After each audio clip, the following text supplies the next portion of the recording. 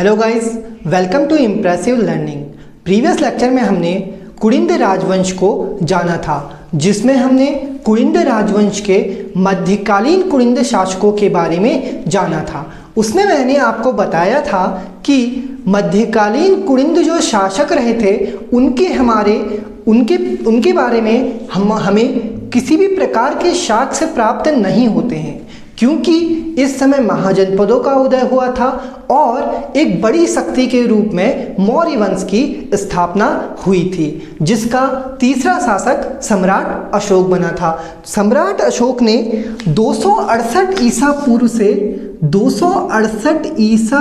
से कब तक 232 ईसा पूर्व तक शासन करा। ठीक है, तो 268 ईसा पूर्व से 232 ईसा पूर्व तक शासन करा था किसने? सम्राट अशोक ने। अब सम्राट अशोक के टाइम पीरियड पर जो हमारे मध्यकालीन कुलिंद थे वो अधीन थे सम्राट अशोक के, क्योंकि मौर्य प्रशासन सबसे बड़ी शक्ति थी और महाजनपदों का उदय हो चुका था और सबसे बड़ा शासक, सबसे शक्तिशाली शासक कौन था? अशोक था। इस प्रकार जो सम्राट अशोक था, अशोक के टाइम पीरियड पर 268 ईसा पूर्व से 232 ईसा पूर्व तक जो मध्यवर्ती कुलिंद शासक थे वो मौर्यों के अधीन रहे थे। अब होता क्या है, 232 ईसा पूर्व में मृत्यु हो जाती है सम्राट अशोक की, और उसके बाद जो अन्य शासक रहे थे मौर्य वंश के, वो जो छोटे छोटे साम्राज्य हैं उनको अधीन करने में असमर्थ हो जाते हैं, उनको अधीन करने में असफल हो जाते हैं। इस प्रकार जो अलग अलग छोटे क्षेत्र थे वे स्वयं को क्या कर लेते हैं? स्वतंत्र कर लेते हैं, और उसी में एक छोटा क्षेत्र था या छोटा राजवंश था, वो था कुलिंद राजवंश। ठीक है, तो कुलिंद राजवंश भी 232 ईसा पूर्व के बाद स्वयं को स्वतंत्र कर लेता है। ठीक है, स्वयं को स्वतंत्र कर लेता है। अब स्वयं को स्वतंत्र करने के पश्चात ये एक क्षेत्र स्थापित करता है जिसको हमने बताया था शत्रुघ्न नगर। ठीक है, शत्रुघ्न नगर, और शत्रुघ्न नगर जो है वो वर्तमान का सहारनपुर का क्षेत्र है। सहारनपुर का क्या है? क्षेत्र है, जो कहाँ पड़ता है? यूपी में पड़ता है। तो इतना हमने प्रीवियस लेक्चर में जाना था। अब मध्यवर्ती कुलिंदों के बाद जो उत्तरवर्ती कुलिंद शासक थे उनके बारे में जो जानकारी का मुख्य स्रोत है वो कुछ मुद्राएं और कुछ अभिलेख हैं, जिन अभिलेखों में और मुद्राओं में कुछ कुलिंद शासकों के नाम हमें देखने को मिलते हैं, जिन्होंने उत्तरवर्ती काल में ही शासन करा था। और इसमें जो सबसे पहला कुलिंद शासक का नाम हमें देखने को मिलता है वो है विषदेव। ठीक है, कौन सा है? विषदेव। विषदेव के पश्चात जो हमें दूसरा नाम मिलता है वो है अग्रराज का, यानी विषदेव के बाद जो शासक रहा होगा कुलिंद राजवंश का या उत्तरवर्ती कुलिंद राजवंश का, वह था अग्रराज। ठीक है, अग्रराज। यहाँ पर मैं बात कर रहा हूँ उत्तरवर्ती कुलिंद शासकों की। तो जो उत्तरवर्ती कुलिंद शासकों में जिन राजाओं के या कुलिंद शासकों के नाम हमें देखने को मिलते हैं, मैं यहाँ पर उन सभी को बता रहा हूँ। ठीक है, तो सबसे पहला इसमें नाम आता है विषदेव का, दूसरा नाम आता है हमारा अग्रराज का, तीसरा नाम आता है किसका? घनभूति का। घनभूति का। ठीक है, चौथा जो नाम हमें देखने को मिलता है वो मिलता है घनभूति द्वितीय का। ठीक है, घनभूति द्वितीय का हमें यहाँ पर नाम देखने को मिलता है। और पांचवा जो शासक रहा था कुलिंद, उत्तरवर्ती कुलिंद का, वो था अमोघभूति, जो सबसे प्रतापी शासक रहा था। ठीक है, तो पांचवा शासक कौन सा था? अमोघभूति, जो सबसे प्रतापी शासक रहा था कुलिंद राजवंश का। अब अमोघभूति के पश्चात हमें जो नाम मिलता है वो है शिवदत्त।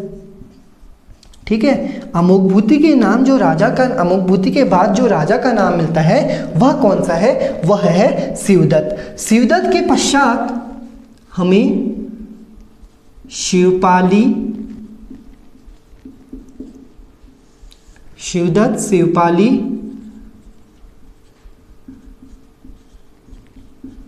हरिदत्त। ठीक है, शिवदत्त, शिवपाली, हरिदत्त, ये सभी क्या थे? अमोघभूति के बाद के क्या थे? शासक रहे थे। इसके पश्चात, हरिदत्त के पश्चात जो हमें नाम मिलता है वो है भगवत, भगवत का। और अंतिम जो हमें नाम देखने को मिलता है उत्तरवर्ती कुलिंद का वो है छत्रेश्वर या फिर चत्रेश्वर, छत्रेश्वर या फिर मैं कहूँ चत्रेश्वर कहूँ या फिर छत्रेश्वर कहूँ, ये दोनों ही नाम हमें यहाँ पर 10वें शासक में देखने को मिल जाते हैं। तो इस प्रकार जो उत्तरवर्ती कुलिंद शासक थे उसमें विषदेव, अग्रराज, घनभूति, घनभूतिदिति, अमोघभूति, शिवदत्त, शिवपाली, हरिदत्त, भगवत, छत्रेश्वर, ये सभी 10 राजाओं के यहाँ पर हमें नाम देखने को मिल जाते हैं। ठीक है, तो ये सब क्या थे? ये सब कुलिंद शासक रहे थे। अब इन सभी शासकों में जो हमारे महत्वपूर्ण शासक हैं उनके बारे में यहाँ पर मैं बात करता हूँ। ठीक है, तो जो सबसे पहला हमें उत्तरवर्ती कुलिंद शासक का नाम देखने को मिला वो कौन सा था? वो था विषदेव। ठीक है, विषदेव। विषदेव की भी हमें कुछ मात्रा में जो मुद्राएं हैं वो प्राप्त हुई हैं, जिस आधार पर इतिहासकारों ने कहा कि विषदेव जो था वो सबसे प्राचीन कुलिंद शासक था। ठीक है, मुद्राओं के आधार पर, मुद्राओं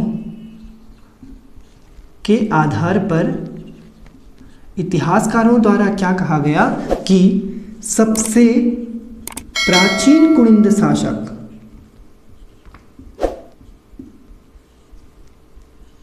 कौन था? विषदेव था।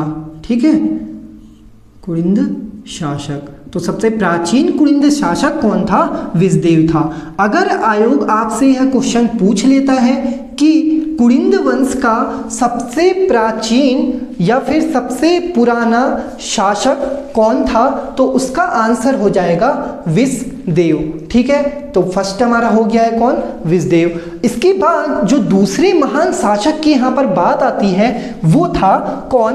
अमोघभूति। ठीक है, अमोघभूति। अब यहाँ पर इतिहासकारों को सर्वाधिक मात्रा में अमोघभूति की मुद्राएं प्राप्त हुई हैं। सबसे ज़्यादा मात्रा में किसकी मुद्राएं प्राप्त हुई है? अमोघभूति की मुद्राएं प्राप्त हुई है, जिस कारण इतिहासकारों द्वारा कहा गया कि जो अमोघभूति था वो कुलिंद वंश का सबसे प्रतापी शासक रहा था, सबसे प्रतापी शासक रहा था।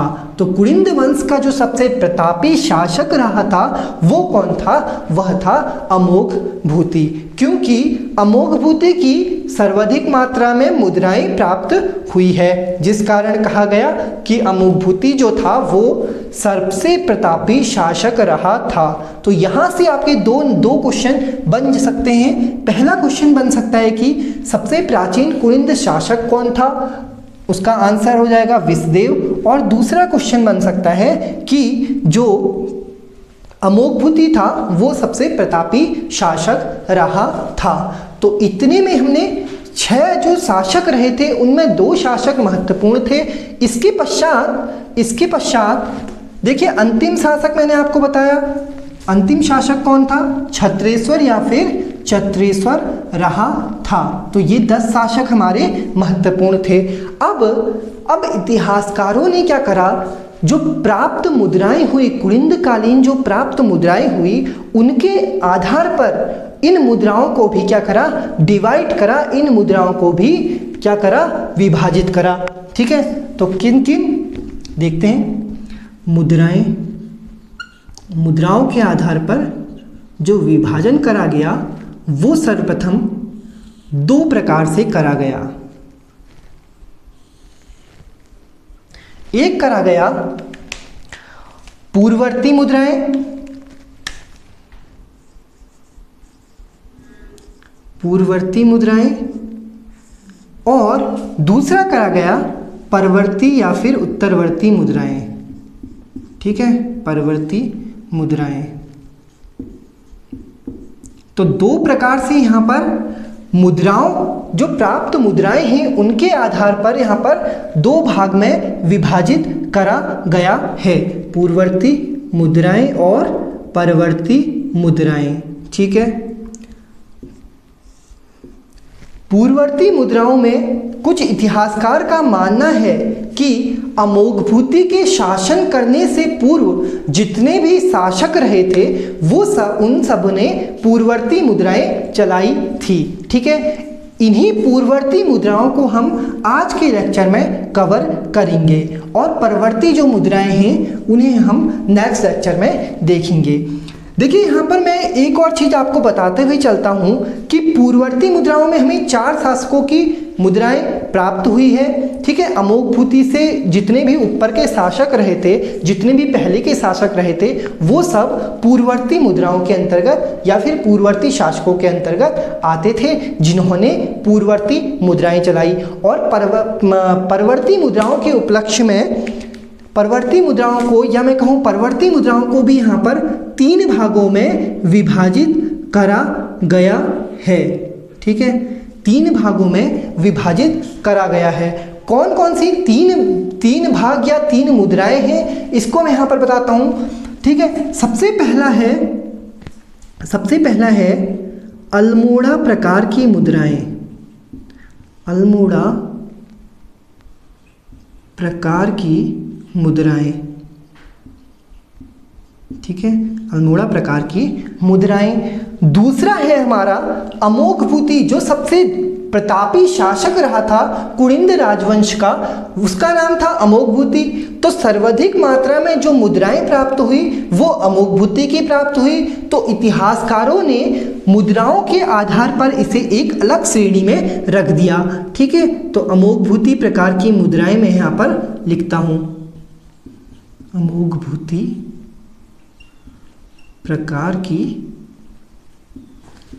मुद्राएं। ठीक है, तो 2 पार्ट्स में अल्मोड़ा प्रकार की मुद्राएं और अमोघभूति प्रकार की मुद्राएं यहाँ पर हमें देखने को मिल जाती है। इसके अतिरिक्त जो परवर्ती मुद्राएं थी उनमें एक और विभाजन था, वो था अंतिम कुणिद शासक चत्रेश्वर या फिर छत्रेश्वर प्रकार की मुद्राएं।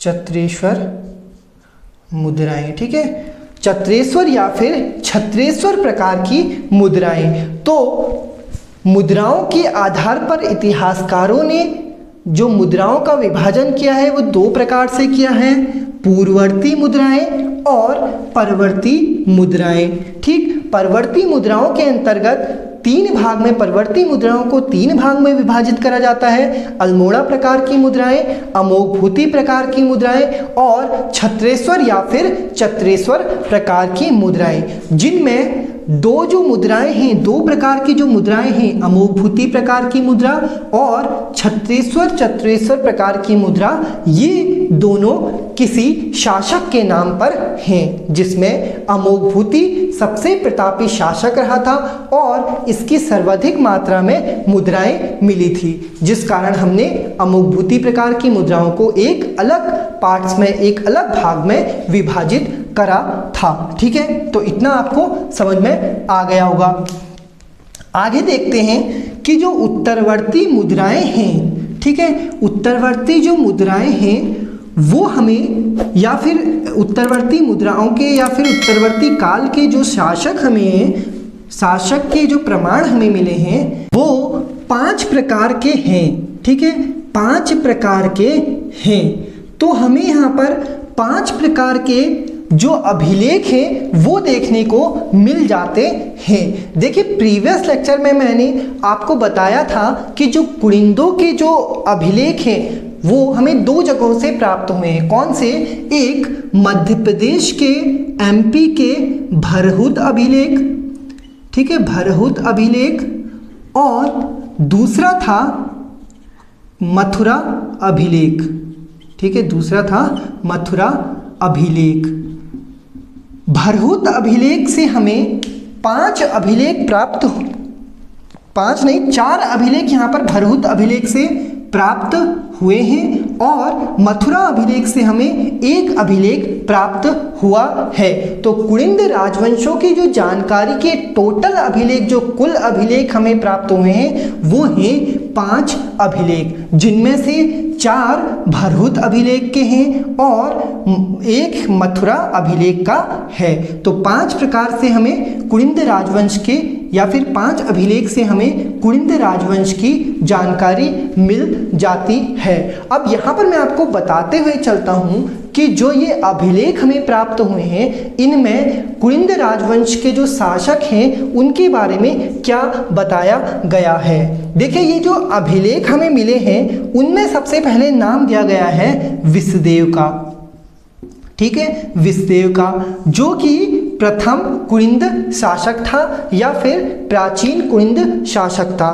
तो ये प्राचीन कुलिंद शासक था, यह जो हमने कहा ये हमने इन्हीं अभिलेखों के आधार पर कहा कि विषदेव जो था वो सबसे प्राचीन कुलिंद शासक रहा था। यानी कि जो हमें ये अभिलेख प्राप्त हुए, जो 5 अभिलेख प्राप्त हुए हैं उनमें यह कहा गया है कि जो सर्वप्रथम शासक था या फिर जो सबसे प्राचीन शासक था वो कौन था, वो विषदेव था। ठीक है, विषदेव के पश्चात नाम आया था अग्रराज का।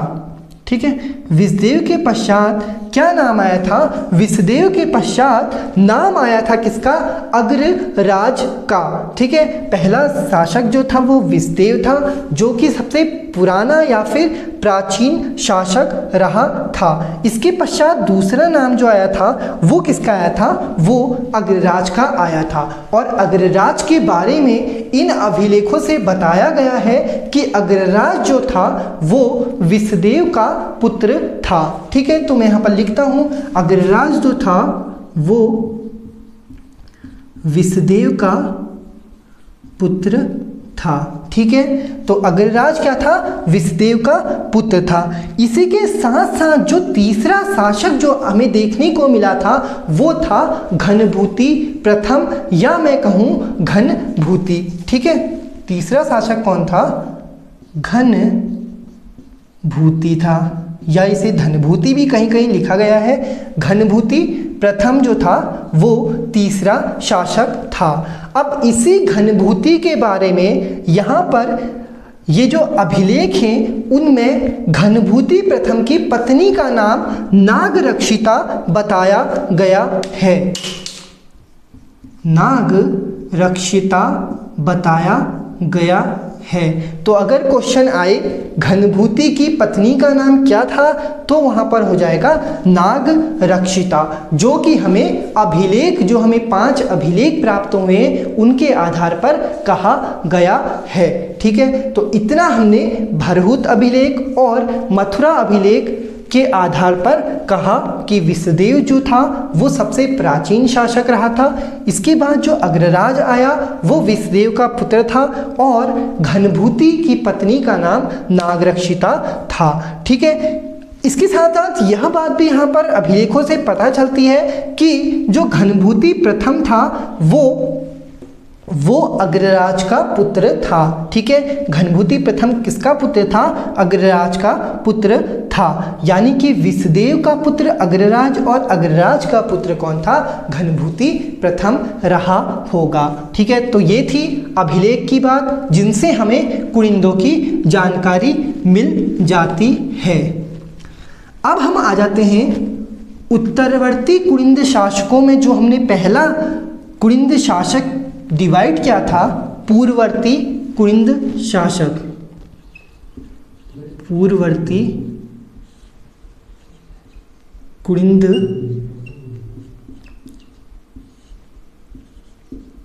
शासक। ठीक है, पूर्ववर्ती कुलिंद शासक या फिर मैं कहूँ पूर्ववर्ती कुलिंद शासकों द्वारा चलाई गई मुद्राओं की। ठीक है, पूर्ववर्ती कुलिंद शासकों द्वारा चलाई गई मुद्राओं की मैं यहाँ पर बात कर लेता हूँ। देखिए, पूर्ववर्ती जो कुलिंद मुद्राएं थी उनमें इन्हें कुलिंद नाम से जाना गया है। जो कुलिंद नाम मिला हमें मिला है कुलिंदों के उपलक्ष्य में, वो हमें इन मुद्राओं में भी देखने को मिल जाता है। ठीक है, क्या नाम मिलता है? कुलिंद नाम, या फिर मैं कहूँ कुलिंद नाम। ठीक है, कुलिंद नाम, ये दोनों ही नाम हमें इन पूर्ववर्ती कुलिंद मुद्राओं में देखने को मिल जाते हैं। मैं यहाँ पर पूर्ववर्ती कुलिंद शासक न लिख के यहाँ पर पूर्ववर्ती कुलिंद मुद्राएं लिख लेता हूँ। ठीक है, पूर्ववर्ती कुलिंद मुद्राएं मैं यहाँ पर लिखते हुए चलता हूँ, क्योंकि हम यहाँ पर बात कर रहे हैं मुद्राओं की। ठीक है, मुद्राओं की बात कर रहे हैं हम यहाँ पर, इसलिए मैंने यहाँ पर शासक की जगह मुद्राएं लिखा। तो पूर्ववर्ती कुलिंद मुद्राओं में हमें क्या मिलता है? सबसे पहले कुलिंद या फिर कुलिंद नाम का उल्लेख मिल जाता है। ये जो मुद्राएं थी, जो पूर्ववर्ती कुलिंद मुद्राएं थी, वो तांबे से निर्मित मुद्राएं थी। ठीक है, किससे निर्मित? तांबे से निर्मित मुद्राएं रही थी। तांबे से निर्मित मुद्राएं कौन सी थी? पूर्ववर्ती कुलिंद मुद्राएं रही थी। अब इन पूर्ववर्ती कुलिंद मुद्राओं में हमें सिर्फ 2 शासकों की मुद्राएं देखने को मिल जाती है। यानी कि हम कह सकते हैं कि जो पूर्ववर्ती कुलिंद मुद्राएं थी, वो सिर्फ 2 शासकों द्वारा चलाई गई थी, और वो शासक थे विजदेव और अग्रराज। विजदेव और अग्रराज, यानी कि जो पूर्ववर्ती कुलिंद मुद्राएं थी, वो विजदेव और अग्रराज द्वारा ही चलाई गई थी। इसके अतिरिक्त जितने भी शासक रहे थे पूर्ववर्ती काल में, उनके हमें मुद्राएं देखने को नहीं मिलती है, या फिर उन मुद्राओं में उनका नाम हमें देखने को नहीं मिलता है। तो मैंने आपको बताया कि जो पूर्ववर्ती मुद्राएं हैं उनमें कुलिंद नाम का उल्लेख मिलता है। ये जो मुद्राएं थी वो किसकी बनी हुई थी?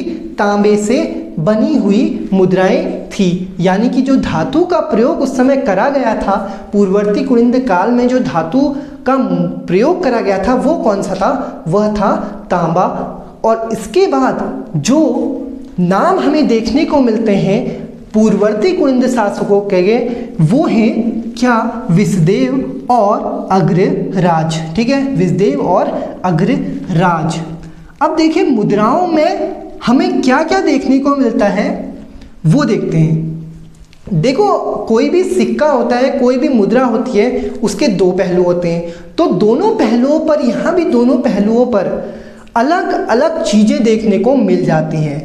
जो पूर्ववर्ती कुलिंद मुद्राएं थी, उनमें भी दोनों पहलू पर हमें अलग अलग चित्र देखने को मिल जाते हैं। मैंने यहाँ पर 2 पहलू बनाए हैं। ये पहला पहलू हो गया सिक्के का, और ये दूसरा पहलू हो गया। ठीक है, जो पूर्ववर्ती कुलिंद मुद्राएं थी, उनके एक पहलू पर बौद्ध वृक्ष, एक पहलू पर बौद्ध वृक्ष और त्रिरत्न का चिन्ह देखने को मिल जाता है। किसका? त्रिरत्न का चिन्ह देखने को मिल जाता है। ठीक है, तो त्रिरत्न का जो चिन्ह था वो कुछ इस प्रकार से था। ठीक है, ये क्या था? त्रिरत्न का चिन्ह था, कुछ इस प्रकार से चिन्ह बना था। ठीक है, कुछ इस प्रकार से यहाँ पर चिन्ह देखने को मिल जाता है, जो किसका था? त्रिरत्न का था। अब त्रिरत्न क्या थे? त्रिरत्न जो थे वो बौद्ध धर्म के क्या थे? एक अंग थे। त्रिरत्न क्या थे? बौद्ध धर्म के अंग थे, जिन्हें क्या कहा जाता है? बुद्ध धम्म, और बुद्ध धम्म भी कहा जाता है। ठीक है, बुद्ध धम्म जो थे वो त्रिरत्न थे, और इसी त्रिरत्न का चिन्ह यहाँ पर एक पहलू पर देखने को हमें मिल जाता है। तो त्रिरत्न में यहाँ पर लिख देता हूँ। ये क्या है? ये है त्रिरत्न। त्रिरत्न, ठीक है। त्रिरत्न क्या थे? ये बौद्ध धर्म के महत्वपूर्ण अंग थे। महत्वपूर्ण अंग थे। ठीक है, बौद्ध धर्म के क्या थे? महत्वपूर्ण अंग थे। तो बौद्धि वृक्ष, ठीक है, ये क्या है? बौद्धि वृक्ष और त्रिरत्न का चिन्ह हमें यहाँ पर पूर्ववर्ती कुनिंद मुद्राओं के एक पहलू पर देखने को मिल जाता है। इसी प्रकार जो पूर्ववर्ती मुद्राएं थी उनके दूसरे पहलू पर उगते हुए सूरज की किरणें दिखाई गई थी। ठीक है, उगते हुए सूरज की किरणें यहाँ पर दिखाई गई थी। तो कुछ इस प्रकार से जो हमारा पूर्ववर्ती कुनिंद मुद्राएं थी वो कुछ इस प्रकार से थी, जिनके एक पहलू पर बौद्ध वृक्ष और दूसरे पहलू पर क्या था, दूसरे पहलू पर उगते हुए सूर्य की किरणें थी।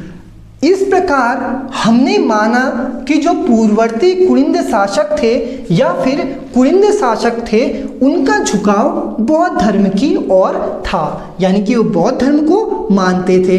ठीक है, हमने बोला कि बौद्ध धर्म की तरफ झुकाव, ठीक है, या मैं कहूँ बौद्ध धर्म को मानने वाले। तो हमें कुनिंद मुद्राओं से या फिर पूर्ववर्ती कुनिंद मुद्राओं से बौद्ध वृक्ष मिला, त्रिरत्न मिला। और त्रिरत्न क्या था, त्रिरत्न जो था वो बौद्ध धर्म का महत्वपूर्ण अंग था, जिस कारण हमने कहा कि उत्तरवर्ती जो कुनिंद शासक रहे थे वो बौद्ध धर्म के प्रचारक या फिर बौद्ध धर्म को मानने वाले रहे थे, यानी कि उनका झुकाव किसकी तरफ था, बौद्ध धर्म की तरफ था। इसके पश्चात जो मुद्राएं थी उनमें जो लिपि थी, ठीक है, जो मुद्राओं में लिपि थी वो कौन सी लिपि थी, वो थी ब्राह्मी लिपि। ठीक है, ब्राह्मी लिपि में लिखा गया था। ठीक है, जो त्रिरत्न था, त्रिरत्न का चिन्ह देखने को मिलता है और बौद्ध वृक्ष मिलता है, लेकिन जो इसमें लिपि देखने को मिलती है वो कौन सी थी, वो थी ब्राह्मी लिपि। इसके अतिरिक्त यह मुद्राएं जो थी वो गणराज्य की ओर संकेत करती थी, गणराज्य की ओर संकेत करती थी, गणराज्य की ओर संकेत करती थी। गणराज्य से यहाँ पर तात्पर्य था कि कोई भी एक बड़ा राजा नहीं हुआ करता था जिसके अन्य राजा चले। ठीक है, कोई एक ऐसा बड़ा राजा नहीं हुआ करता था, यानी कि कुनिंदों में यह प्रथा नहीं थी कि कोई एक बड़ा शासक हो और उसके नीचे अन्य शासक राज करें। इसका अर्थ था गणराज्य का संकेत करते थे। ठीक है, तो ये हमने जाना किसके बारे में, पूर्ववर्ती कुनिंद जो मुद्राएं हैं उनके बारे में हमने जाना। इसके साथ साथ ये जो मुद्राएं हमें प्राप्त हुई है ये प्राप्त हुई है बेहट से। ठीक है, बेहट से, पंजाब से और लुधियाना से हमें ये मुद्राएं प्राप्त हुई हैं। बेहट, पंजाब और लुधियाना, 3 जगहों से हमें पूर्ववर्ती कुनिंद कालीन मुद्राएं देखने को मिली हैं। ठीक है, तो आज की वीडियो में हमने पूर्ववर्ती कुनिंद शासकों को जाना और उनकी जो मुद्राएं थी उनको जाना, जिसमें हमने 2 शासक की मुद्राएं देखी, कौन कौन, विषदेव और अग्रराज की। ठीक है, तो अगर आपको हमारी आज की वीडियो पसंद आई हो तो लाइक करें, शेयर करें और सब्सक्राइब करें।